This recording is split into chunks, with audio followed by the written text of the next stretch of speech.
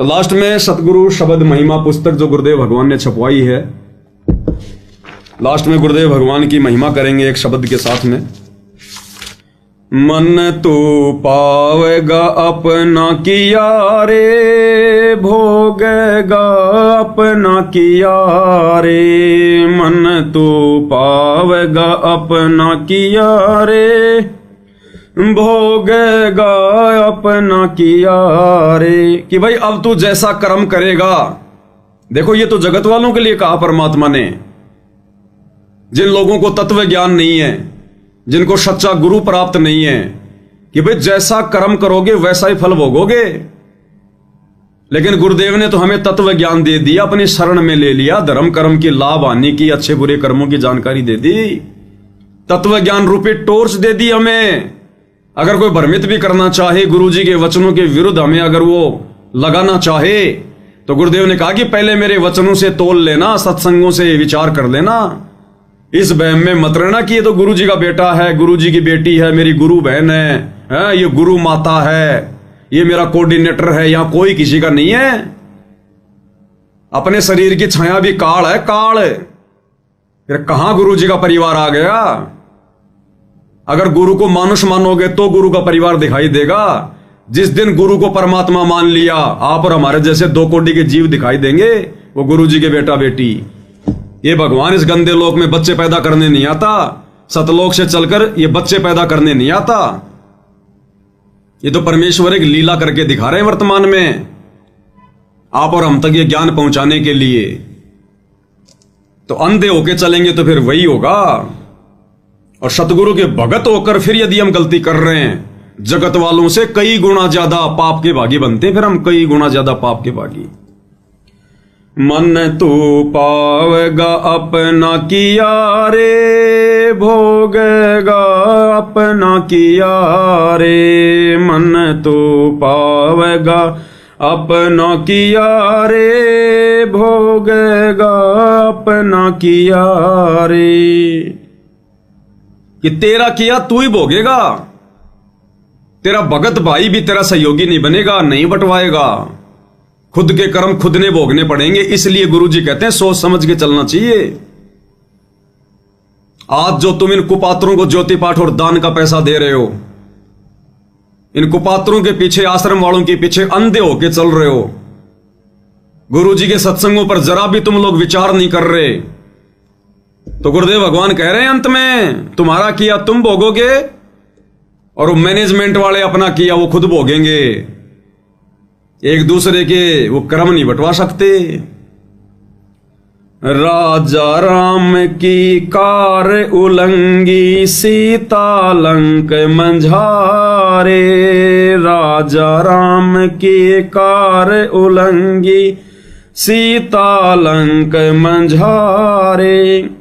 सेतु बंध्या जब से ना उतरी, चढ़ गए पद में 18। मन तो पावेगा अपना किया रे, भोगेगा अपना किया रे। मन तो पावेगा अपना किया रे, भोगेगा अपना किया रे।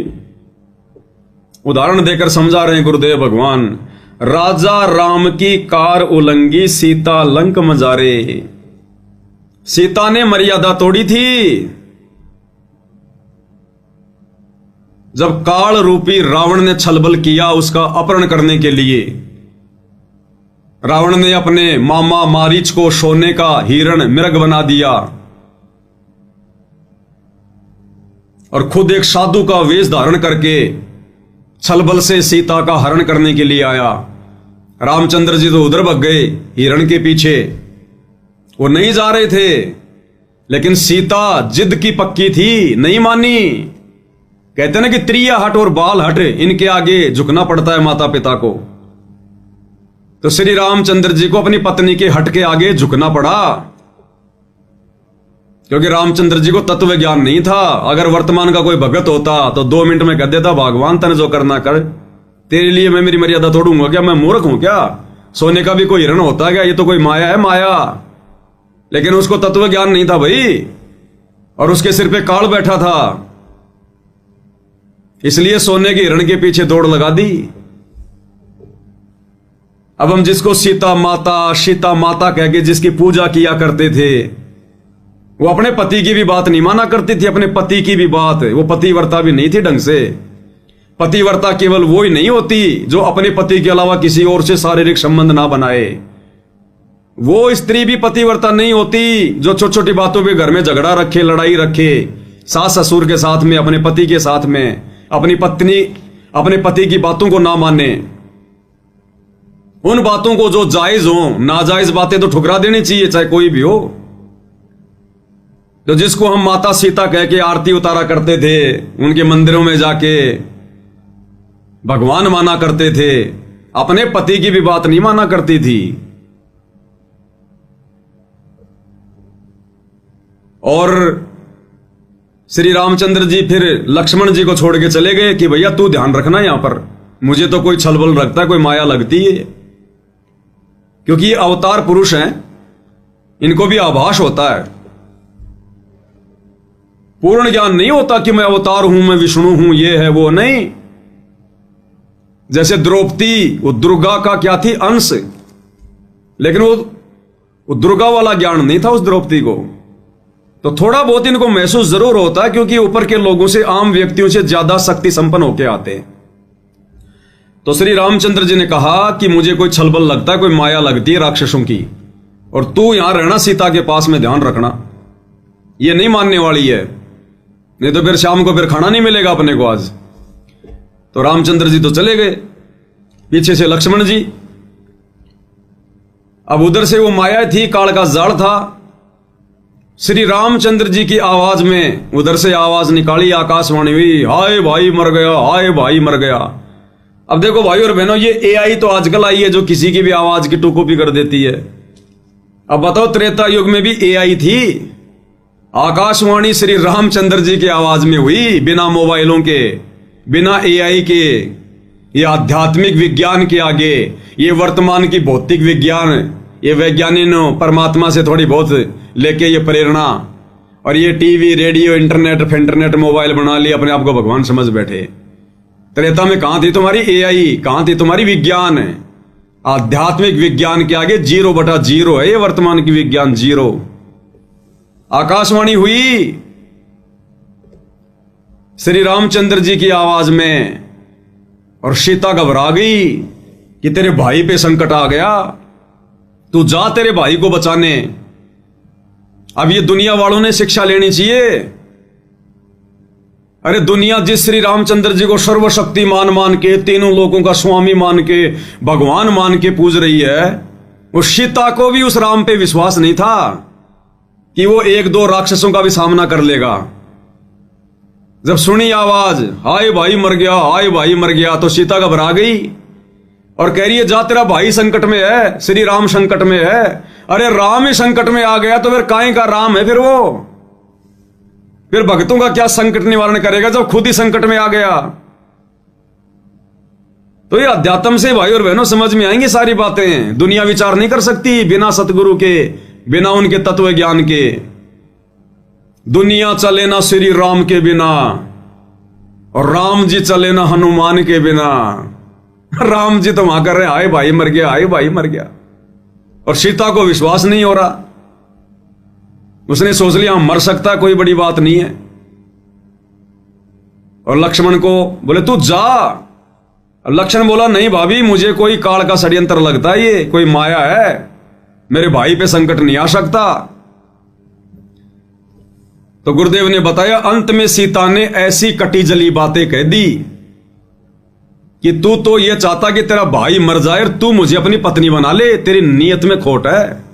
अंत में यहां तक सीता ने बोल दिया, जिसको हम माता कह के जिसकी पूजा करते हैं। अरे जिस माता सीता का अपने देवर के साथ में ऐसा व्यवहार है, आप और हम कलयुग के भगत उसके क्या लगे? कितनी मंदिर में जाके घंटियां खुड़कवा लो, कितनी जय राम सीताराम कर लो, कुछ नहीं होने वाला। जो अपने देवर के साथ में ऐसा व्यवहार कर सकती है, अपने देवर के ऊपर भी शंका व्यक्त कर सकती है, वो लक्ष्मण जिसने 14 साल तक अपनी पत्नी को त्याग कर अपने भैया और भाभी की सुरक्षा के लिए उनके साथ में रहा, अंत में उसको यह फल मिला तो ये फल मिलता है जगत की गुलामी का। अंत में बेचारा दुखी होकर चला गया, लेकिन जाने से पहले एक रेखा खींच गया सीता के चारों तरफ, कोई मंत्र बोल के। उसको लक्ष्मण रेखा तो आप और हम बोलते हैं, असल में वो कोई सिद्धि थी जो मंत्र बोल के एक रेखा खींच दी। उसने नहीं कहा था कि मैंने लक्ष्मण रेखा खींच दी, वो तो हम कह रहे हैं क्योंकि लक्ष्मण ने खींची थी इसलिए हमने उसको लक्ष्मण रेखा का नाम दे दिया। और रेखा का नाम नहीं था लक्ष्मण रेखा, लक्ष्मण ने खींची इसलिए हम लोग बोलने लग गए। वो तो उसने कोई अपना कोई जंत्र मंत्र बोल के, जो भी उसके पास में कोई सिद्धि थी, उसने वो रेखा खींच दी और बोला इससे बाहर मत जाना और हमारे पे इतना तो रहम कर देना तू देवी। अब जो भाई जो पहले ही मर्यादा में नहीं है, अपने पति के साथ में जिद करके उसे भेज दिया, अपने देवर को उल्टी सीधी बातें बोल के उसको निकाल दिया, अब वो कहां लक्ष्मण रेखा में रहने वाली थी। इतने में उधर से रावण आ गए, भिक्षाम दे माई, भिक्षाम दे माई, साधु का रूप बना के, संत का रूप बना के, आटा मांगने के लिए। तो सीता ने कहा कि महाराज जी आ जाओ, अंदर ले जाओ। तो जैसे रावण अंदर होने लगा प्रवेश, तो गुरुदेव ने बताया कि ऐसे उसमें आग की लपटें निकली। रावण घबरा गया कि ये तो कोई मंत्रित रेखा है। फिर रावण ने दूसरा जो है वो तरीका अपनाया, उसको डराया। इसी प्रकार भाई और बहनों, गुरुदेव ने हमें जो भक्ति दे दी, जो मर्यादा दे दी, जो मंत्र दे दी, अगर मर्यादा में रह के जाप करेंगे, ये हमारे को नुकसान नहीं पहुंचा सकता। ये काल, और ये काल आता फिर कि इन्होंने मेरी भक्ति कैसे छोड़ दी, मेरी पूजा पाठ इन्होंने कैसे छोड़ दी। और जब ये हमारे पास आता है तो परमात्मा ने रक्षा कवच बना रखा होता है भगत के घर के, भगत के चारों तरफ। और इस काल को टक्कर लगती है, फिर ये देखता कि भाई जरूर इसने किसी परम संत की शरण ग्रहण कर ली। अब अंदर तो आ नहीं सकता, नुकसान तो ये हमें दे नहीं सकता वैसे, जब तक मर्यादा में रहेंगे। फिर ये काल क्या करेगा, ये रावण की तरह हमें डराएगा। हमारे रिश्तेदार, किसी का पति, किसी की पत्नी, समाज वाले जहां काम धंधा करते हैं वो, फिर वो हमें डराएंगे काल प्रेरणा से। काल उनके माध्यम से हमारी मर्यादा तो डुबाएगा। जैसे उसके बाद में रावण ने सीता को फिर डरा धमका के, उसके मन में डर पैदा करके कि मैं श्राप दे दूंगा तेरे को, साधु संत अगर घर से बिना भिक्षा लिए जाएंगे तो अनर्थ हो जाएगा, मैं श्राप दे दूंगा। इसी प्रकार ये काला पर हमें फिर डरवाएगा, और तेरा ये नुकसान हो जाएगा, तेरे एक ही बेटा है, कल को वो मर गया तो क्या फलना दिखना। और भक्ति तो हम भी करते हैं, काहे के नियम, काहे की इतनी मर्यादा, किसी का खाना भी नहीं, किसी की ब्याह शादी में भी नहीं। फिर ये डराएगा हमें रावण की तरह। डर गया, वो मर गया। अब सीता डर गई कि सच में कहीं कोई श्राप ना दे दे। अब गुरुदेव ने बताया कि उस नादान ने विचार नहीं किया। अगर ये इतना बड़ा साधु संत महात्मा होता, इसके पास इतनी सिद्धि होती, तो लक्ष्मण रेखा को पार करके ना जाता। जिससे एक छोटी सी रेखा भी पार नहीं हो रही, उसके डराने से तू क्यों डर रही है, तेरा क्या बिगाड़ देगा वो। लेकिन वो डर गई, कोई तत्व ज्ञान तो था नहीं, और उसने वो लक्ष्मण रेखा पार कर दी, ये सोचकर कि साधु महात्मा ही तो है, क्या फर्क पड़ेगा, अभी जाके आटा दे के आ जाती हूं। और 12 साल लग गए फिर उसको आने में, 12 साल। जो ये सोच रही थी ना क्या फर्क पड़ता है, अभी गई अभी आई, 12 साल लग गए और करोड़ों व्यक्ति मरवा दिए, करोड़ों व्यक्ति उनका पाप अपने सिर पर और धर लिया। तो इसी प्रकार गुरुदेव भगवान कहते हैं, भोगेगा अपना किया रे, पावेगा अपना किया रे। कि गुरु ने तो भक्तों को मर्यादा दे दी, भक्ति दे दी, धर्म कर्म की लाभ आने की जानकारी पर बता दी। काल तुम्हें कब नुकसान पहुंचाएगा, कब नुकसान नहीं पहुंचा सकता। अब अगर तुम हल्के में लोगे सीता की तरह इन मर्यादाओं को, कि क्या फर्क पड़ता है, छोटी सी तो मर्यादा है, क्या फर्क पड़ता है, स्टेडियम में तो बनाना है, क्या फर्क पड़ा है, हमारी 36 बिरादरी के भाई हैं, चलो आरक्षण में, अरे क्या फर्क पड़ा है, बना दो जाटों की धर्मशाला, खूब पैसा आ रहा है, क्या फर्क पड़ा है, परशुराम की जयंती में अब गैर भाई, अरे कबीर जी की जो जयंती मना रहे हैं वो नकली कबीर पंथी सिरसा में, चलो क्या फर्क पड़ता है, बैठो बसों में। ये फर्क हिस्सा पड़ेगा नानी आधा होगी आने वाले समय में। नानी अभी बैटरी चल रही इसलिए तुम्हें फर्क दिखाई नहीं दे रहा। तो सीता ने सोचा क्या फर्क पड़ा है, रावण ने डाल ली फिर अपने कंधे पे और लंका में जा टेकी, लंका में। और 10 साल तक उसके बाग में ना ढंग से नहाना, ना पीना, ना खाना, ऐसी दुर्गति हुई। और 2 साल तक फिर वो लड़ाई चली और करोड़ों लोग मरे, करोड़ों लोग। तब जाके वो सीता वापस घर पे आई। तो इसी प्रकार भाई और बहनों, ये जो शब्द है ना, एक एक लाइन के अंदर एक एक कथा है, शिक्षा है। तो हम भक्तों ने भी कितनी सावधानी बरतनी पड़ेगी, हल्के में ले लेनी। वो लक्ष्मण रेखा थी तो ये सतगुरु रेखा है, मर्यादा। ये जो मर्यादा गुरुदेव ने दे दी ना, ये गुरु रेखा है, सतगुरु रेखा है। वो लक्ष्मण रेखा थी तो ये सतगुरु रेखा है। वो लक्ष्मण ने खींची थी, ये सतगुरु ने बताई है। तो लक्ष्मण रेखा तोड़ने से अगर इतना नुकसान हो सकता है तो सतगुरु रेखा तोड़ोगे तो क्या होगा, उससे कई गुना ज्यादा, अनंत गुना ज्यादा। इसलिए मर्यादाओं की आवश्यकता है भक्ति मार्ग में। और रावण का भी सत्यानाश नहीं होता। अकेली सीता के अपहरण करने से रावण का सत्यानाश नहीं होता। रावण का सत्यानाश गुरुदेव ने बताया, उसने साधु संत महात्माओं की वेशभूषा बना के उसने साधु बाणे को उसने लज्जित किया, उसने अन्नदेव का अपमान किया। वो कुकर्म करने के लिए काल तो साधु महात्माओं को भी बदनाम करवाना चाहता था ना उस समय, कि लोगों का भक्ति से विश्वास उठ जाए। इसलिए रावण को उसने प्रेरणा की कि तू संत का रूप बना, ताकि संतों से लोगों का विश्वास उठ जाए। और संत रूप में भगवान धरती पे आता है, तो ये काल की चाल थी। तो रावण को इस बात की सजा मिली कि उसने संत वेशभूषा को बदनाम करना चाहा, जिस वेशभूषा में यहां परमात्मा आता है। क्योंकि सत्ययुग, त्रेता और द्वापर में परमात्मा उसी वेशभूषा में उसी प्रकार से आते हैं, साधु संत महात्मा ऋषि का रूप बना के। काल ने उसी को बदनाम जो है वो करवाना चाहा। तो पहली सजा तो इस बात की मिली कि उसने संत वेशभूषा का उसने दुरुपयोग किया। जिस साधु बाणे में लोगों को ज्ञान समझाना था, धार्मिक काम करने थे, उसने सीता का अपहरण करने जैसा दुष्कृत्य किया। दूसरा, सीता का अपहरण करने के लिए उसने अन्नदेव का सहारा लिया, आटा, अन्न, इसलिए उसको सजा मिली। उसने अन्नदेव का उसने अपमान किया, अन्न के बहाने कि भिक्षाम दे माई, आटा दे। उसने अन्नदेव का अपमान किया, इसलिए फिर रावण की भी दुर्गति हुई। तो परमेश्वर आप और हमें समझाना चाहते हैं शब्द के माध्यम से। गुरुदेव का मकसद को रामायण समझाना नहीं है, ये रामायण तो हमने बहुत पढ़ रखी है। इन उदाहरणों के माध्यम से गुरुदेव समझाना चाहते हैं कि तुम्हारे साथ भी वही है। तुम अपने आप को सीता समझ लेना, हम भगत है सीता, और हमारे गुरुदेव हैं लक्ष्मण, जिन्होंने भक्ति देके और हमारे को मर्यादाओं में बांध दिया कि इस मर्यादाओं से बाहर मत जाना। जब तक हंसा हमारी आना और काल लगे ना तेरा बाणा। लक्ष्मण ने भी ये कहा था, भाभी जब तक इस रेखा के अंदर रहेगी तेरे ऊपर कोई आपत्ति नहीं आएगी। और गुरुदेव भी यही कहते हैं कि जब तक मेरी आन कान में रहोगे, मेरी मर्यादाओं में रहोगे, काल तुम्हारा कुछ नहीं बिगाड़ सकता। और रावण समझ लेना, काल वो छलबल करके और लक्ष्मण रेखा से बाहर निकालेगा, सतगुरु मर्यादाओं से, सतगुरु रेखा से बाहर निकालेगा। और अगर मर्यादाओं से बाहर निकले इन मैनेजमेंट वालों की तरह, फिर देखना चोटी पकड़ पकड़ के ले जाएगा, समय आते ही चोटी पकड़ पकड़ के। सतगुरु कुछ नहीं करेगा।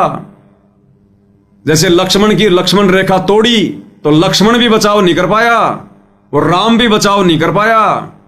तो सतगुरु की अगर रेखा तोड़ेंगे, मर्यादा तोड़ेंगे, सतगुरु कुछ नहीं करेगा। तो कहते हैं राजा राम की कार उलंगी और सीता लंक मंजारे, और सेतु बंध्या जब सेना उतरी चढ़ गए पदम 18 पदम सेना गई थी, 18 पदम। और सेतु बंध्या जब सेना उतरी, गुरुदेव ने विस्तार से हमें सत्संगों में बता रखा है कि मुनिंदर ऋषि के रूप में श्री रामचंद्र जी का पुल भी कबीर परमेश्वर ने बनवाया, अपने गुरुदेव भगवान ने बनाया, जो उस समय मुनिंदर ऋषि के रूप में आए हुए थे। यानी सारे कार्य करने वाले ये परमेश्वर ही हैं। मन तू पावेगा अपना किया रे, भोगेगा अपना किया रे। लंका तोड़ बिलंका रे तोड़ी, महारावण से मारे। लंका तोड़ बिलंका रे तोड़ी, महारावण से मारे।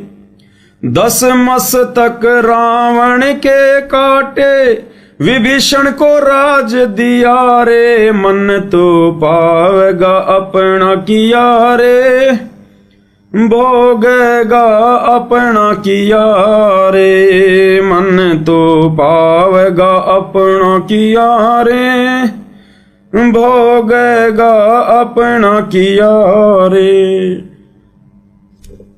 अब ये सारे कार्य करने वाले कबीर भगवान सतगुरु रामपाल जी थे। श्री रामचंद्र जी की, विष्णु जी की औकात नहीं थी कि वो रावण को मार के और सीता को वापस लेकर आ जाए। ये कार्य भी कबीर भगवान ने किया, राम का रूप बना के, जो गुरुदेव ने हमें सुख संवेद से पढ़ाया, गरीबदास जी की वाणियों से। लंका तोड़ बिलंका रे तोड़ी, महारावण से मारे। रावण का भाई था महारावण, वो पाताल लोक में रहता था। पाताल लोक का राज्य था उसके पास, रावण के भाई का, महारावण का। तो गुरुदेव कहते हैं पहले तो लंका तोड़ी और उसके बाद में बिलंका तोड़ी, महारावण की नगरी। और रावण को भी मारा और महारावण को भी मारा। किसने? कबीर भगवान ने। जो कबीर भगवान वर्तमान में सतगुरु रामपाल जी के रूप में आए हुए हैं, इन्होंने ही रावण को भी मारा श्री राम का रूप बना के, और महारावण को भी मारा पाताल में जाके, हनुमान जी का रूप बना के। और पाताल लोक में महारावण को मारकर लक्ष्मण और राम को छुड़वा कर कौन लाया? कबीर भगवान सतगुरु रामपाल जी। ये परमेश्वर करता है सारे कार्य, और कोई नहीं है यहां करने वाला। परमात्मा कहते हैं सारे खेल हमने किए, हमसे मिले सो निश्चय जिए। एक छोटा सा सत्संग गुरुदेव भगवान के मुख कमल से, ताकि हमें विश्वास हो कि भाई ये करे करावे साइया, मन में लहर उठा, दादू सिर दर जीव का आप बगल हो जा। सारे खेल करने वाले यही कबीर भगवान है। सुनिएगा। और फिर ये भी कहा परमात्मा ने कि हमने ही रावण को मारा। काफी दिन हो गए थे युद्ध होते ने, रावण श्री रामचंद्र जी पर मरा नहीं था। तब परमेश्वर कहते हमने ही उसे राम को के माध्यम से, यानी अपनी उसका हमने तीर ठोका उसका, और मारता दिखा था श्री राम, निशाना हमने साधा था उसका, तब वो रावण मरा था। क्या बताते हैं? हम ही रावण मार लंका पर करी चढ़ाई, हम ही 10 सिर मार देवतन की बंद छुटाई। हम ही राम रहीम करीम पूर्ण करतारा, हम ही बांधे सेतु चढ़े संग पद्म 18। हमने ही उस सेतु यानी पुल को हमने ही बांधा था अपनी शक्ति से। तो क्या कह रहे परमात्मा? सेतु बंधा जब सेना उतरी और चढ़ गए पदम 18। तो क्या कह रहे हैं गुरुदेव कि तुम्हारे राम से, विष्णु से तो रावण भी नहीं मर रहा था, और 6 महीने हो गए थे रावण की नाभि में तीर से निशाना लगाते हुए श्री रामचंद्र जी को। और रावण इतना बड़ा उपराक्रमी था, अपनी नाभि में तीर नहीं लगने दे रहा था। राम को तो यह भी नहीं पता था ये मरेगा कैसे। बहुत दुखी हो गया था, रोने लग गया था कि भगवान ये राक्षस तो मरता ही नहीं है। तब विभीषण ने बताया कि इसकी नाभि में अमृत कुंड है, जब तक तीर मार के उसको नहीं सुखाओगे ये नहीं मरेगा। ये पता होने के बाद भी 6 महीने हो गए श्री रामचंद्र जी को उसके नाभि में तीर मारते हुए। लाखों तीर मार दिए होंगे, रावण ने नाभि में तीर नहीं लगने दिया। अंत में फिर रोने लग गए कोने में बैठ के श्री रामचंद्र, गुरुजी कहते हैं। और जब ये आत्मा पुकार करती है तब वो परमात्मा सुनता है। राम कृष्ण सतगुरु शहजादे, भक्ति कारण यूं हुए पियादे। ये भी बेचारे भक्ति के लिए निकले थे, कलयुग की पिछली पीढ़ी में भी आए थे, लेकिन रह गए, फिर काल ने ठग लिया, मर्यादा तोड़ दी, काल के हत्थे चढ़ गए, बन गए ब्रह्मा विष्णु महेश, फिर ऐसे दुर्गति करता है इनके नीचे भेज के। लेकिन फिर परमात्मा अपनी आत्माओं के पीछे पीछे दौड़ता रहता है। गोता मारूं स्वर्ग में, जा बैठूं पाताल, गरीब दास ढूंढता फिरूं अपने हीरे मोती लाल, और पहुंचूंगा क्षण एक में जन अपने के काज, हिरणा कुश उधर विदारा, नरसिंह जी उधर लूं साज। तो आत्मा तो परमात्मा की है, चाहे विष्णु हो, चाहे ब्रह्मा हो, चाहे शिव हो, चाहे राम हो, चाहे कृष्ण हो। परमात्मा पहुंच गए वहां पर सूक्ष्म रूप में, और रामचंद्र जी ने फिर लगाया निशाना, तो परमात्मा ने पकड़े फिर उसके तीर कमान, उसके हाथ, उसके हाथों पे धरा अपना हाथ, दुनिया को दिखाई दे रहा है रामचंद्र, और निशाना मारा कबीर भगवान सतगुरु रामपाल जी ने, और एक ही तीर में वो रावण चित्त। तो गुरुदेव कह रहे हैं, राजा राम की कार उलंगी, सीता लंक मंजारे, सेतु बंध्या जब सेना उतरी, चढ़ गए पदम अटारे, मन तू पावेगा अपना किया रे, भोगेगा अपना किया रे। तो सारे खेल गुरुदेव भगवान ने किए, परमात्मा ने किए। आज हमें वो समर्थ प्राप्त है, वो समर्थ भगवान। इस तत्व ज्ञान से पता चलेगा अब हम जिनकी झूठी महिमा किया करते थे, रामलीला, रामायण, श्री कृष्ण लीला, सुधा सागवत, भागवत, हम तो झूठी महिमा दे रहे थे 3 लोगों के भगवानों को। असली महिमा के अधिकार ये कबीर भगवान सतगुरु रामपाल जी हैं, और पूरी दुनिया जानेगी आने वाले समय में, मानेगी। मन तू पावेगा अपना किया रे, भोगेगा अपना किया रे। तो लंका तोड़ बिलंका रे तोड़ी, लंका को भी ध्वस्त गुरुदेव भगवान ने किया, और महारावण से मारे, रावण को भी मारा और महारावण को भी मारा। हम रमेणी में पढ़ते हैं ना, असुर निकंद रमेणी में, रावण महारावण से मारे, और 10 मस्तक रावण के काटे, विभीषण को राज दिया रे। रावण के 10 मस्तक भी भगवान ने काटे, कबीर भगवान ने। अन्यथा शंकर जी का वरदान रामचंद्र जी कैसे काट देगा उसके शीश? वो तो अवतार रूप में आए हुए थे सीमित शक्तियां लेके। तो कबीर भगवान सतगुरु रामपाल जी ने ही श्री रामचंद्र जी का रूप बनाकर सूक्ष्म और 10 मस्तक रावण के काटे थे, क्योंकि वो 10 मस्तक काटे बिना नाभि में तीर नहीं लग सकता था। और विभीषण को राज दिया रे। और रावण के मरने के बाद में लंका का राजा विभीषण को वो राज्य दशरथ पुत्र रामचंद्र ने नहीं दिया। ये परमात्मा बुद्धि चेंज करता है। वो राज भी कबीर भगवान ने दिया, सतगुरु रामपाल जी ने, क्योंकि त्रेता युग में जब भगवान मुनिंद्र ऋषि के रूप में आए हुए थे और लंका में जाके राजा जो है वो चंद्र विजय भाट को अपनी शरण में लिया, उसके परिवार को अपनी शरण में लिया।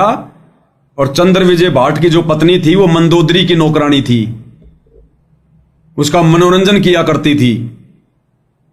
तो मंदोदरी को भी जब ये ज्ञान समझने को मिला तो मंदोदरी ने भी मुनिंद्र ऋषि रूप में आए हुए कबीर भगवान सतगुरु रामपाल जी से उपदेश ले लिया था।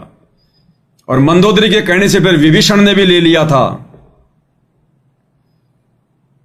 क्योंकि भाइयों और बहनों, लंका में तो कोई श्री राम का नाम भी नहीं जानता था।